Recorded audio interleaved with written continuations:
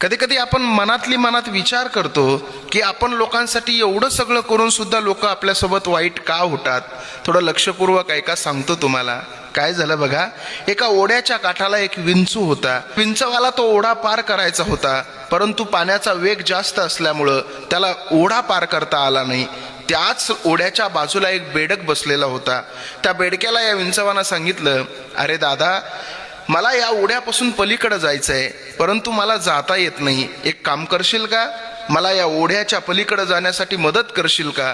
त्यावेळेस बेडक काय म्हणाला माहितीये, बेडक म्हणाला, अरे विंचवा, मी तुला या ओढ्याच्या पलीकडे जाण्यासाठी नक्की मदत केली असती, परंतु तुझा स्वभाव आहे डंक मारण्याचा.